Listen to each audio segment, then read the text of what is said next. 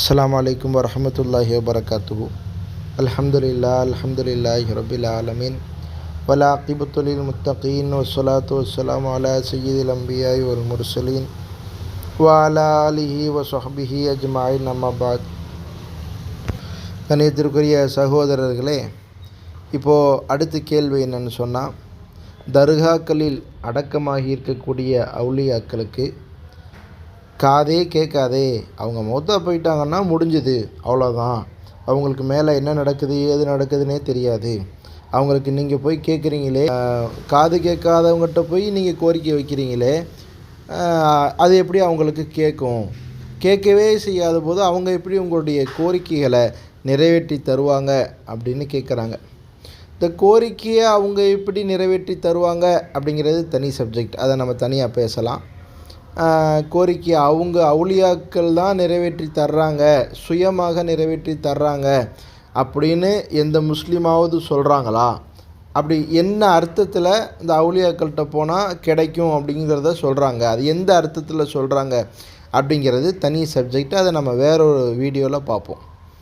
இப்போ அவுலியாக்களுக்கு முதல்ல கேட்குமா? இவங்க சொல்ல வர்றது என்னென்னா, கபருக்குள்ளே போய் வச்சாச்சுன்னு சொன்னால் அது அவ்வளோதான், அவங்களுக்கு ஒன்றுமே தெரியாது, உங்களுக்கு ஒன்றுமே கேட்காது, மேலே என்ன நடக்குது ஏது நடக்குதுன்னே தெரியாது, அவங்க வேற ஒரு உலகத்துக்கு போயிடுவாங்க அப்படின்னு சொல்கிறாங்களே.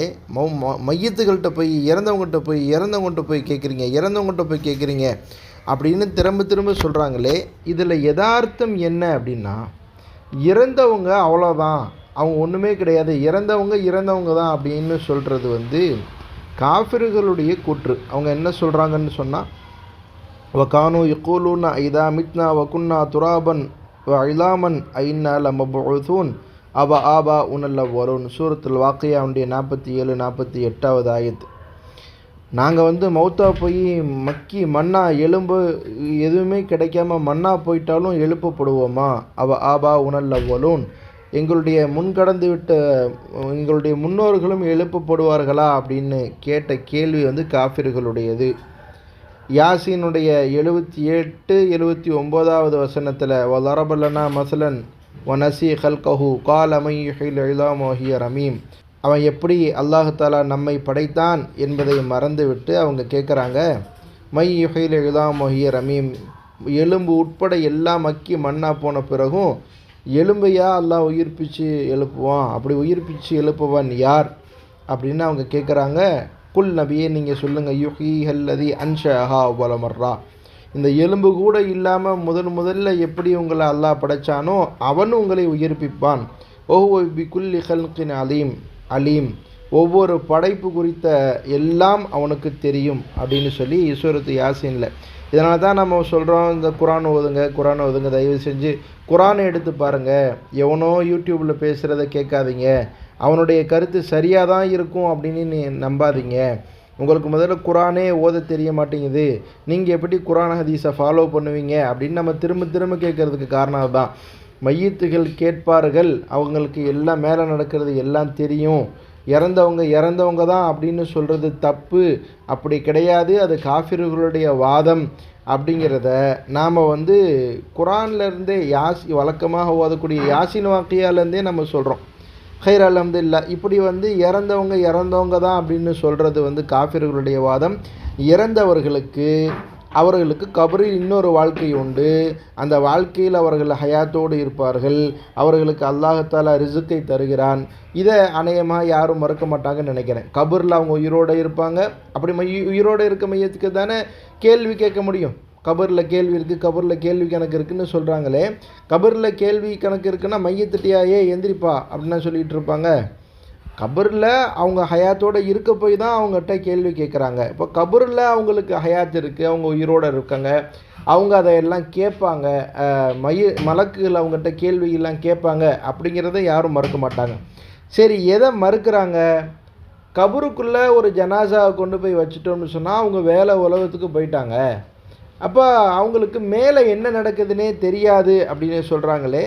இதுதான் அவங்களுடைய மிகப்பெரிய வாதமாக இருக்குது. மேலே உள்ளவங்களுக்கு கேட்காது. சரி, நம்ம ஒரு கேள்வி கேட்குறோம், நீங்கள் அவுலியாக்களை விடுங்க, அவுலியாக்களை பற்றி பேசுகிறதையே விடுங்க. நாங்கள் சொல்கிறது காஃபிருக்கு கூட மண்ணுக்கு மேலே என்ன நடக்குதுங்கிறது தெரியும். மண்ணுக்கு மேலே நாம் பேசுகிறோமே அது அவங்களுக்கு கேட்கும்.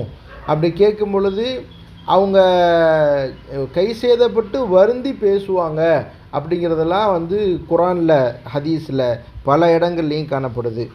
இந்த ஒவ்வொரு மக்பராலையும் பொது மையவாடிகளுக்கும் போகும்பொழுது வெளியில் துவா எழுதி போட்டிருப்பாங்க, பார்த்துருக்கீங்களா?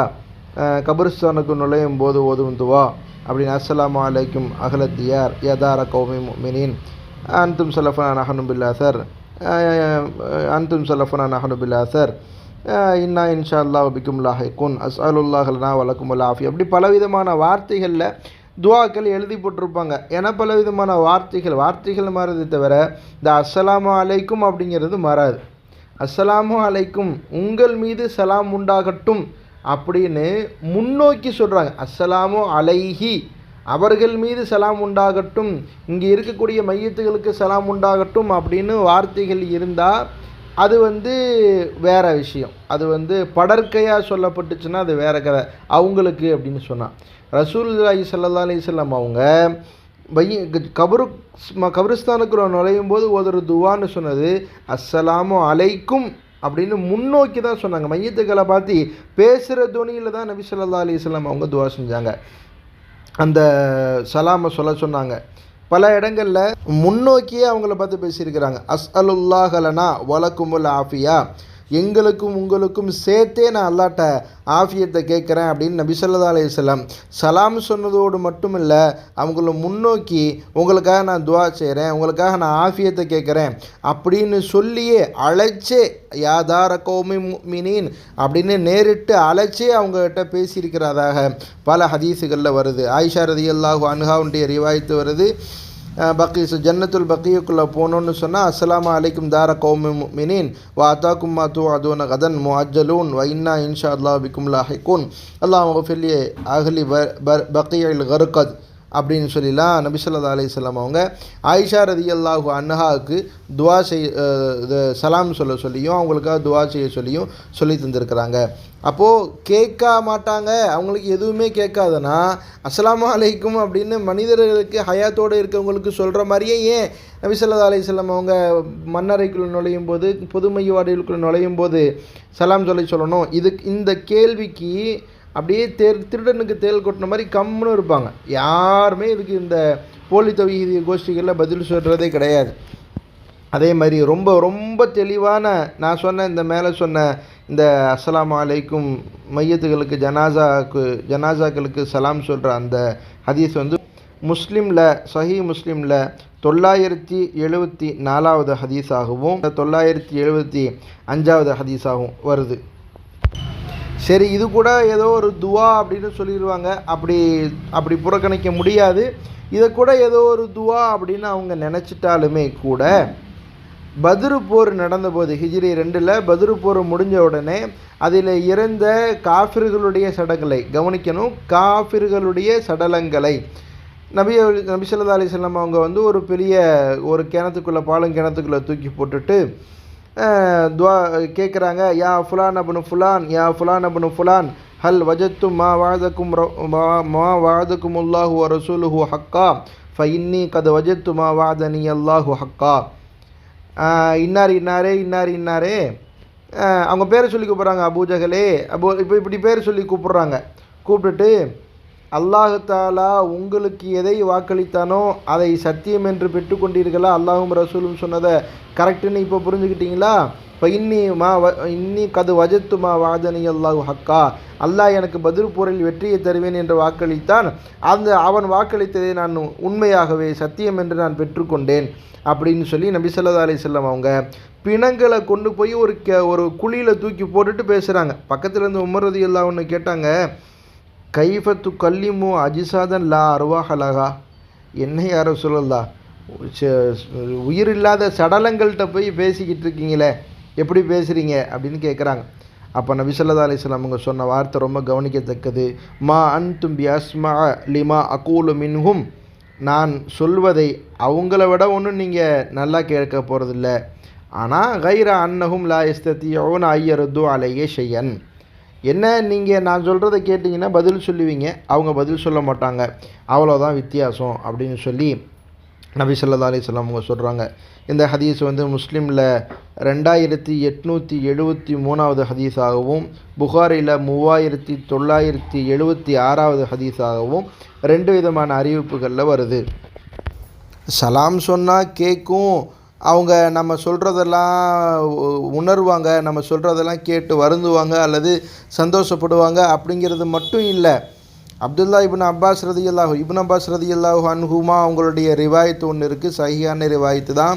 மாமின் அஹதின் யமுர்ரு அலா கப்ரி அஹீஹில் முஃமின் ஃபயுசல்லிமு அலைஹி இல்லா அரஃபஹு வரத்த அலைஹி. ஒரு முஃமினான சகோதரருடைய கபரை கடந்து செல்லும் பொழுது அவருக்கு சலாம் சொல்லப்பட்டால் தெரிஞ்சவங்களா தெரியாதவங்களா அப்படிங்கிறத கண்டுபிடிச்சு அவங்க சலாம் சொல்லுவாங்க. இல்லா அரஃபஹு, அவரை அறிந்து கொண்டே இன்னார் தான் நமக்கு சலாம் சொல்கிறாரு, என் மகன் தான் சலாம் சொல்கிறாரு, எங்கள் அத்தா தான் சலாம் சொல்கிறாரு, எங்கள் உம்மா தான் சலாம் சொல்கிறாங்க, என் புள்ள தான் சலாம் சொல்லுது அப்படிங்கிற விவரத்தை தெரிஞ்சு அவங்களுக்கு சலாம் சொல்கிறாங்க. நாம் எப்படி ஹயாத்தோடு சொல்லுவோம், அப்பாஸ் பை சலாம் சொல்கிறாரு, நம்ம ஜான் பை சலாம் சொல்கிறாரு, நம்ம இவர் ஷஃபீக்கு சலாம் சொல்கிறாரு அப்படின்னு எப்படி நம்ம இப்போ உணர்ந்து இன்னார் தான் அறிஞ்சு சலாம் சொல்கிறோமோ அந்த மாதிரி அந்த மையத்துகள் வரத்த அலைஹி பதில் சலாம் சொல்லும் அப்படின்னு ஹதீஸுகளில் வருது. இது நான் சாதாரண முஃமின்களுக்கு, சாதாரண அந்த பத்ரில் கொல்லப்பட்ட அந்த போல காஃபிர்களுக்கு இவங்களுக்கு நான் சொல்கிறேன் கேட்கும் அப்படின்னு. புகாரியினுடைய 1338வது ஹதீஸில் அனஸ் இப்னு மாலிக் ரலியல்லாஹு அன்ஹு அவங்களுடைய ரிவாயத்து, முஸ்லீமில் 2870வது ஹதீஸாக இந்த ஹதீஸு இடம்பெற்றிருக்கு. அல் அபுது, நல்லா வார்த்தைகளை கவனிங்க, அல் அபுது ஒரு அடியார், இதா உல் யாஃபி கபரிஹி, அவருடைய கபரிலே வைக்கப்பட்டு விட்டால், வத்து உள்ளிய வதஹப அஸ்ஹாபுஹு, அவங்களுடைய கூட வந்தவங்கெல்லாம் திரும்ப போகிறாங்கும்போது ஹத்தா இன்னஹு ல யஸ்மஉ கர்ஆன் ஆலிஹிம், அவர்கள் திரும்பி சொல்லும்போது காலும் செருப்பும் பட்டு ஒரு சத்தம் வருமே டப்பு டப்புன்னு, அதுபோன்று காலடி சப்தங்கள் உட்பட அந்த மையத்துகள் கேட்கின்றன. ரசூலுல்லாஹ் ஏதோ ஒரு உதாரணத்தை சொல்லலாம், ஆனால் அவங்க பேசிக்கிட்டு போகிறத கேட்கும் அப்படின்னு சொல்லலாம், என்னென்னமோ சொல்லலாம், ஆனால் காலடி சப்தம் உட்பட கேட்குவாங்க அப்படிங்கிறது மேலே சொன்ன அந்த பத்ரு போரில் அந்த காஃபிர்கள் ரொம்ப நல்லா கேட்பாங்க அப்படின்னு சொன்னாங்கல்ல, உங்களை விட அந்த மையத்துகள் நல்லா கேட்குன்னு சொல்கிறாங்கல்ல, அந்த ஹதீஸினுடைய கருத்தை வலியுறுத்தி சொல்லுது. இப்போ நான் சொல்ல வர்றது அவுலியாக்கள் இல்லை, நபிமார்கள் இல்லை, சாதாரண மையத்து காஃபிர் மையத்தை என்ன செய்யும், அது கேட்கும் அப்படின்னு சொல்லிட்டு இந்த ஹதீஸுகள் மூலமாக புரிய வருது. வேறொரு இடத்துல நபி ஸல்லல்லாஹு அலைஹி வஸல்லம் அவங்க சொல்கிறாங்க, இஸ்திக்ஃபிரு லி அஹீக்கும், ஒரு மையத்தை பற்றி சொல்கிறாங்க, உங்களுடைய சகோதரருக்காக வேண்டி இஸ்திக்ஃபார் செய்யுங்கள், பாவ மன்னிப்பு கேளுங்கள், வஸ்அலுல்லாஹ லஹு தஸ்பீத, அவருக்கு கபரில் கேட்கப்படக்கூடிய கேள்விகளுக்கு உறுதியாக பதிலளிக்க அல்லாஹ்விடம் துவா செய்யுங்க. ஃபஇன்னஹுல் ஆன யஸ்அலு, அவர் இப்பொழுது கேட்டுக்கொண்டிருக்கிறார், நம்ம என்ன பேசுகிறோம், நம்ம என்ன செய்கிறோம், அவருக்காக துவா செய்கிறோமா இல்லையா அப்படின்னு சொல்லி அந்த மையத்து கேட்குது. அதனால தான் தல்கீன்னு ஒன்று ஜனாசாக்களுக்கு கபரில் வச்ச பிறகு அங்கே உட்காந்து ஓதுவாங்க. அவங்களுக்கு கேள்வி கணக்குகளுக்கு பதில் சொல்கிற மாதிரி, அவங்களுக்கு பதில் சொல்லி தர்ற மாதிரி சில பேர் தல்கீன் ஓதி தருவாங்க. அப்படி ஃபிக்ஹி கிதாபுகளில் பல இடங்களில் சொல்லப்பட்டிருக்கு. அதனால் நாம் சொல்கிறது அந்த மையத்துக்கு கேட்கும் அப்படிங்கிறது ரொம்ப தெளிவாக விளங்குது. உஸ்மான் இப்னு அஃபான் ரலியல்லாஹு அன்ஹு அவங்களுடைய ரிவாயத்து இது. அபு தாவூதில் 3221, பஸாரில் 445, ஹாக்கிமில் 1372வது ஹதீஸாக இது இடம்பெறுது.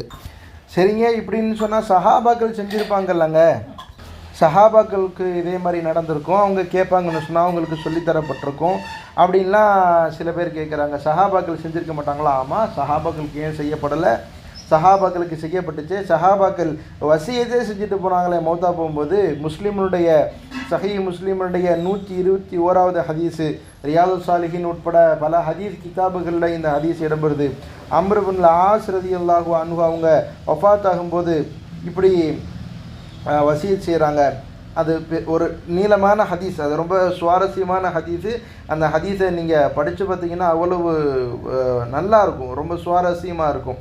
121 சஹீஹ் முஸ்லிமுடைய ரிவாயத். அவங்க கடைசியாக வசியத் செய்யக்கூடிய ஒரு வசியத்தில் இறக்கும்போது செய்யக்கூடிய உபதேசங்களில் அதில் ஒன்று, ஃபைதா தஃபன் து மூனி, என்னை நீங்கள் அடக்கம் செய்து விட்டீர்கள் என்று சொன்னால், ஃபஷன்னு அலைய துராப ஷன்னன், என் மீது மண்ணை கொஞ்சம் கொஞ்சமாக போடுங்கள், பொத்து பொத்துன்னு போடாதீங்க. ஏன்னா அந்த சில பேருக்கு இந்த இறைச்சல் சத்தம் நமக்கெல்லாம் பிடிக்காது இல்லையா, அந்த மாதிரி சொல்கிறாங்க. டம்மு டம்முன்னு போடாதீங்க, மெதுவாக கம்மி கம்மியாக போடுங்க அப்படிங்கிறாங்க. வேறு சில இடங்கள் ஆயிஷா ரலியல்லாஹு அன்ஹாவுடைய சஹீஹான ரிவாயத் அபுதாவுதில் 3207, இப்னு மாஜால 1616, அஹ்மதில் 24739 ஹதீஸில் வருது. கஸ்ரு அலுமில் மையத்திக்கு கஸ்ரி ஹையன், ஒரு மையத்தினுடைய எலும்பை உடைக்கிறது அப்படிங்கிற, ஜனாஜா தூக்கிட்டு போகும்போது குலுக்கி எடுத்துகிட்டு போகிறது, அதனுடைய கழுவும் போது எலும்பை வந்து உடைக்கிறது, இந்த மாதிரி காரியங்கள் இருக்குது. கஸ்ரி ஹையன், ஹயாத்தோடு இருக்கிறவருடைய எலும்பை உடைச்சா எப்படி வலிக்குமோ அந்த மாதிரி தான் வலிக்கும் அப்படின்னு சொல்லி நபி ஸல்லல்லாஹு அலைஹி வஸல்லம் அவங்க சொல்கிறதாக ஆயிஷா ரலியல்லாஹு அன்ஹாவுடைய சஹீஹான ரிவாயத்தே இருக்குது. அப்போது அதனால் சொல்கிறாங்க, ஒரு நீங்கள் நல்லா கவனித்து பார்த்தீங்கன்னா தெரியும், இஸ்லாம் வந்து ஒரு மையத்தை எப்படி அணுக சொல்லுதுன்னா, ஹயாத்தோடு இருக்கிறவர் நம்ம எப்படி அணுகுவோமோ அப்படித்தான் அந்த மையத்தை அணுகணும். அந்த முறைகள்லாம் நீங்கள் பார்த்தா தெரியும். அப்படித்தான் நபி ஸல்லல்லாஹு இந்த அம்ர் இப்னு ஆஸ் ரலியல்லாஹு அன்ஹு, என்னை வந்து சும்மா டம்முன்னு தூக்கி போடாதீங்க, ரொம்ப இறைச்சலாக இருக்கும், ஒரு காலம் அந்த அமைதியில் நிசப்தத்தில் எனக்கு பயம் ஏற்படலாம், அது ஏதோ ஒரு காரணத்தினால, இந்த மாதிரி ஏதோ ஒரு காரணத்தினால பஷன்னு அலைய துராப ஷன்னன், மண்ணை என் மீது கம்மியாக போடுங்க, கொஞ்சம் கொஞ்சமாக போடுங்க. சும்மா அகீமு ஹவுல கபரி, என்னை சுற்றி நீங்கள் நின்று கொண்டுங்கள், என்னுடைய கபரை சுற்றி நீங்கள் நின்றுக்கங்க. எந்த அளவுக்கு எவ்வளோ நேரம் நிற்கணும்? கதரமா துன்ஹரு ஜசூரன் வ யுக்குசமு லஹ்முஹா, ஒரு ஒட்டகம் அறுக்கப்பட்டு அதனுடைய அந்த கறியை பங்கு வச்சு எல்லாத்துக்கும் கொடுத்து முடிக்கிறார், அதுக்கு எவ்வளோ நேரம் ஆகுமோ அந்த நேரம் அளவுக்கு, எவ்வளோ நேரங்கிறது உட்பட அவங்க சஹாபி சொல்லிட்டு வஃபாத் ஆகிறாங்க. அவ்வளோ நேரம் நீங்கள் என்னை சுற்றி நிற்கணும். எதுக்காக? நான் ஹத்தா அஸ்த நிசபிக்கும், கூட நீங்கள் நிற்கிறீங்க, என்னை சுற்றி வந்து யாருமே இல்லை அப்படிங்கிற அந்த பயம் இல்லாமல், நீங்கள் என்னை சுற்றி நிற்கிறீங்க அப்படிங்கிற அந்த ஒரு நிம்மதி, இஸ்தீனாசு உன்சத்து, அது கிடைக்கணும் அப்படிங்கிறதுக்காண்டி நில்லுங்க. வா அந்துர மாதா உராஜ்ய பிஹி ருசுல ரப்பி, என்னுடைய ரப்புனுடைய தூதர்கள், அதாவது மலக்குமார்களோடு நான் நேரிடும் வரை, அவர்கள் திரும்பி செல்லும் வரை நான் வந்து உங்களை நான் பார்த்துக்கிட்டே இருக்கணும் அப்படிங்கிறதுக்காக, நீங்கள் வந்து என் கூட இருக்கணும் அப்படிங்கிறது ஒரு நிம்மதி தருமே அப்படிங்கிறதுக்காக. பொதுவாக அப்படித்தானே, ஏதாவது ஒரு எக்ஸாம் டைமோ அல்லது ஏதாவது ஒரு நேரத்தில் கூட நம்மளுடைய சொந்தக்காரங்க அத்தாவோ அம்மாவோ அல்லது வேறு யாரோ இன்டர்வியூக்கு போகும்போதோ கூட யாராவது இருந்தால் நல்லா இருக்கும் இல்லையா. நண்பர்களை கூட சில பேர் கூட்டிகிட்டு போவோம் இல்லை, எதுக்காக கூட்டிகிட்டு போகிறோம், அவங்க கூட இருந்தால் ஒரு நிம்மதி கிடைக்கும் இல்லையா. அந்த மாதிரி அந்த சஹாபி வசியத் செஞ்சுட்டு போகிறாங்க. சொன்னவங்க வேறு யாரும் கிடையாது, சஹாபி. ஆதாரபூர்வமான சஹீஹ் முஸ்லீம்லேயே வரக்கூடிய ரிவாயத்து இது. ஆயிஷா ரலியல்லாஹு அன்ஹா சரி கேட்க மட்டும்தான் செய்வாங்க, அவங்களுக்கு நம்ம பேசுகிறதெல்லாம் கேட்கும், நம்ம வெளியில் சுற்றி நிற்கிறதெல்லாம் தெரியும் அப்படிங்கிறது மட்டும் இல்லை. ஆயிஷா ரலியல்லாஹு அன்ஹாவுடைய சஹீஹான ரிவாயத்து அஹ்மதில் 25660 ஹதீஸு, ஹாக்கிமில் 4402 ஹதீஸு, இதெல்லாம் சஹீஹான ரிவாயத்துகள் தான். சொல்கிறாங்க ஆயிஷா ரலியல்லாஹு அன்ஹா, நம்ம முதல்ல ஆயிஷா ரலியல்லாஹு அன்ஹாவுடைய வீட்டில் ரசூல் ஸல்லல்லாஹு அலைஹி வஸல்லம் அவங்க அடக்கப்படுறாங்க. அதுக்கு பிறகு அபூபக்கர் ரலியல்லாஹு அன்ஹு அடக்கப்படுறாங்க. மூணாவதாக 12 வருடங்கள் கழித்து உமர் ரலியல்லாஹு அன்ஹு ஆயிஷா ரலியல்லாஹு அன்ஹாவுடைய அனுமதியின் பேரில் அடக்கப்படுறாங்க. அப்போ ஆயிஷா ரலியல்லாஹு அன்ஹா சொல்கிறாங்க, குன்து அதுகுலு பைத்தி அல்லதி ஃபீஹி ரசூலுல்லாஹி ஸல்லல்லாஹு அலைஹி வஸல்லம், நபி அல்லாஹ்வுடைய திருத்தூதர் இருந்த என்னுடைய வீட்டிலே, அடக்கம் செய்யப்பட்ட அந்த வீட்டிலே நான் நுழைந்து கொண்டிருந்தேன். இன்னி வாலியான் சௌபி, என்னுடைய ட்ரெஸ் எல்லாம் கழட்டி வச்சுட்டேன். அதாவது என்னுடைய இந்த பருதா உட்பட நார்மலாக எங்கள் வீட்டில் நான் எப்படி இருப்பனோ அந்த மாதிரி பருதாவெல்லாம் கழட்டி வச்சுட்டு இந்த நார்மலாக அந்த கபருக்குள்ளே போவேன். வா கூலு இன்னமா ஹுவ ஜௌஜி வா அபி, உள்ளே இருக்கிறது யார், எங்கள் அத்தாவும் எங்கள் கணவரும் தானே இருக்கிறாங்க அப்படிங்கிற அந்த இதில் நான் உள்ளுக்குள்ளே போய்கிட்டு இருந்தேன். ஃபலம்மா துஃபின் உமர் ரலியல்லாஹு அன்ஹு மாஹும், இவங்களோட உமர் ரலியல்லாஹு அன்ஹு அடக்கம் செய்யப்பட்ட பொழுது ஃபவல்லாஹி மா தகல்துஹு இல்லா வ அன மஷ்தூதத்துன் அலைய சியாபி ஹயா மின் உமர. உமர் ரலியல்லாஹு அன்ஹு அடக்கமாக இருக்கிறாங்க. அவங்களுக்கு வெக்கப்பட்டுக்கிட்டு நான் வந்து மஷ்தூதத்துன் அலைய சியாபி என்னுடைய ஆடைகளை சுற்றி பொதிந்து கொண்டே தவிர நான் உள்ளுக்குள்ளே போக மாட்டேன். உள்ளுக்குள்ளே நுழையும் போது முழு பர்தாவோட நான் உள்ளுக்குள்ளே நுழையுவேன் அப்படின்னு ஆயிஷா ரலியல்லாஹு அன்ஹா அவங்க ரிவாயத் செய்கிறாங்க. இப்போ நான் சொல்ல வர்றது இவ்வளவு ஆதாரங்கள் இருக்குங்க. ஒருத்தர் ஒரு ஜனாசா, நான் வந்து அவுலியாக்கள்னு சொல்லலை, ஒரு காஃபிர், ஒரு சாதாரண ஒரு முஃமின் கூட மையத்தாகி விட்டார் என்று சொன்னால் யாராக இருந்தாலும் அவங்களுக்கு கேட்கும், அவங்களுக்கு நல்லா கேட்கும். அவங்க கேட்கல மாதிரி நமக்கு கூட ஒழுங்காக காது கேட்காது. அவ்வளோ ஷார்ப்பாக அவங்க கேட்பாங்க. அவங்களுக்கு நம்ம ஏதாவது சொல்கிறோம்னா அதை அவங்களுக்கு கேட்கும். அவங்க வந்து அதை உணர்வாங்க. அதுக்கு பதில் சலாம் சொன்னால் அதுக்கு பதில் சலாம் சொல்லுவாங்க. யாருன்னு தெரிஞ்சுக்கிட்டு பதில் சலாம் சொல்லுவாங்க. அதே மாதிரி நாம் அவங்களுக்கு ஏதாவது பதில் சொல்கிற முறையில் சொல்லி தந்தோம்னா அதை அவங்களுக்கு கேட்கும். அது அவங்களுக்கு நிம்மதியை தரும். ஒரு சஹாபி வந்து வசி செஞ்சுட்டே போயிருக்கிறாங்க, என்னை சுற்றி இவ்வளோ நேரம் நில்லுங்க அப்படின்னு சொல்லிட்டு போயிருக்கிறாங்க. அதே மாதிரி ஆயிஷா ரலியல்லாஹு அன்ஹா வந்து உள்ளுக்குள்ளே உமர் ரலியல்லாஹு அன்ஹு இருக்கிறாங்கன்னு வெக்கப்பட்டுக்கிட்டு அவங்க வந்து பர்தாவை போட்டுக்கிட்டு உள்ளுக்குள்ளே போயிருக்கிறாங்க. இவ்வளவு ஆதாரங்கள் இருக்கும் பொழுது எப்படி வந்து மைத்தா போன ஒருத்தருக்கு கேட்காதுன்னு சொல்கிறாங்க அப்படிங்கிறது. இவங்கெல்லாம் குரான் ஹதீஸ், அதனால தான் நம்ம திரும்ப திரும்ப சொல்கிறோம், தயவு செஞ்சு குரான் ஹதீஸை வாசிங்க. டைரக்ட் நீங்கள் மதுஹபு கிதாபை படிக்க வேணாம், மதுஹபுடைய இமாம்களை ஏற்றுக்க வேணாம். குறைஞ்சது நீங்கள் எதை ஏற்றுக்கணும்னு சொல்கிறீங்களோ அந்த குரான் ஹதீஸையாவது நீங்கள் தயவு செஞ்சு வாசிங்க. மக்குகளாக இருக்காதீங்க. தயவு செஞ்சு நீங்கள் எதை வாசிக்கிறீங்களோ அதை சர்ச் பண்ணி வாசிக்காமல், செலக்டடாக வாசிக்காமல் முறையாக வாசிங்க. டாபிக் வைஸ் வாசிங்க. எல்லா ஹதீஸ் கிதாபுகளையும் பாருங்கள். எல்லா குரானுடைய ஆயத்துக்களும் ஆழமாக பாருங்கள் அப்படிங்கிறது நம்மளுடைய வேண்டுகோள். கடைசியாக மிஞ்சி போனால் ஆயிஷா ரலியல்லாஹு அன்ஹா அவனுடைய ஒரு ரிவாயத்து, அவங்களுடைய அந்த விஷயத்தை சொல்லுவாங்க. பத்ரு போர் சமயத்தில் அவங்க வந்து போடப்பட்ட பொழுது அவங்களுக்கு வந்து அந்த நேரத்து தான் கேட்க வைக்கப்பட்டது அப்படின்னு சில பேர் சொல்லுவாங்க. அப்படி கிடையாது. அதுக்கு இப்னு உமர் ரலியல்லாஹு அன்ஹு அந்த கருத்தில் உடன்படலை. அது சஹாபாக்களுக்கு மத்தியில் இருந்த கருத்து வேறுபாடு. அவங்கள கேட்பாங்களா கேட்க மாட்டாங்களா மையத்துகள் அப்படிங்கிறதுல கருத்து வேறுபாடுகள் சில பேர்த்துக்கு இருந்துச்சு. இப்னு உமர் ரலியல்லாஹு அன்ஹுமா போன்றவர்கள் அந்த கருத்தோட உடன்படலை. இன்னும் சொல்லப்போனால் ஆயிஷா அம்மாவுடைய கருத்து மேராஜுடைய விஷயத்தில் என்ன தெரியுமா? நபி ஸல்லல்லாஹு அலைஹி வஸல்லம் இந்த உடலோடு மேராஜ் செல்லவில்லை அப்படிங்கிறது தான் அவங்களுடைய கருத்து. அப்போது இந்த விஷயத்தில் எல்லாரும் என்ன சொல்லுவாங்க? மேராஜுடைய விஷயத்தில் நபி அவர்கள் இந்த பூத உடலோடு செல்லவில்லை, அவங்க கனவுல போயிட்டு வந்தாங்க அல்லது ரூஹோடு போயிட்டு வந்தாங்க அப்படிங்கிறது தான் அவங்களுடைய கருத்து. அந்த விஷயத்தில் அப்போது ஆயிஷா அம்மாவுடைய இந்த கருத்தை எல்லாரும் ஒத்துக்கிறாங்களா? அப்போ ஆயிஷா ரலியல்லாஹு அன்ஹா அந்த கருத்தில் இல்லை அப்படிங்கிறது எதை காட்டுதுன்னு சொன்னால், நபி ஸல்லல்லாஹு அலைஹி வஸல்லம் அவங்க ஜன்னத்துல் பக்கீக்கு கபிரிஸ்தானுக்கு போகும்பொழுது ரசூலுல்லாஹ்ட்ட உள்ளே போகும்போது என்ன சொல்லணும் அப்படின்னு கேட்கும்போது நபி ஸல்லல்லாஹு அலைஹி வஸல்லம் அவங்க அஸ்ஸலாமு அலைக்கும்னு சொல்லணும் அப்படின்னு சொன்னாங்களே. அப்போ அதை அவங்களுக்கு அந்த சமயத்தில் அவங்களுக்கு கேள்வி எழலையா? அவங்களுக்கு 900 சஹீஹ் முஸ்லிமுடைய 974வது ஹதீஸு வருது. ஆயிஷா ரலியல்லாஹு அன்ஹா ரிவாயத்தாக தான் வருது. இப்போ அவங்க அந்த சமயத்தில் கேள்வி கேட்கலையா? யார சொல்லலாம், அவங்களுக்கு தான் கேட்காதே, அப்புறம் எதுக்கு நம்ம வந்து அஸ்ஸலாமு அலைக்கும்னு சொல்லணும்னு கேட்கலையா? அதே மாதிரி ஆயிஷா அம்மாவே தானே சொல்கிறாங்க, எங்கள் அத்தாவும் என் கணவனும் இருக்கும் பொழுது நான் வந்து இப்போ பர்தா இல்லாமல் போவேன், உமர் ரலியல்லாஹு அன்ஹு இருக்கும் பொழுது பர்தாவோட போவேன் அப்படின்னு சொல்கிறாங்களே. அப்போ அந்த கருத்தில் அவங்க பின்னாடி மாறிக்கிட்டாங்க அப்படிங்கிற மாதிரி தான் தெரிய வருது. எது ஹக்கோ எது சரியோ வல்ல ரஹ்மான் நம்ம அனைவருக்கும் அல்லாஹ் தஆலா காட்டி தந்தால் புரிவானாக. நம்மளுடைய சகோதரர்களுக்காக, இந்த மாறுபட்ட கருத்தில் உடன்படாத இந்த சகோதரர்களுடைய ஹிதாயத்துக்காக வேண்டியும் வல்ல ரஹ்மான் நம்மை ஒன்று செய்ப்பானாக. அந்த ஒத்த கருத்திலே நம்ம அனைவரையும் ஒன்று கூட்டுவானாக. ஹக்கை விளங்க செய்வானாக. வ ஆஹிரு தஅவானா அல்ஹம்துலில்லாஹி ரப்பில் ஆலமீன். அஸ்ஸலாமு அலைக்கும் வரஹ்மத்துல்லாஹி வபரகாத்துஹு.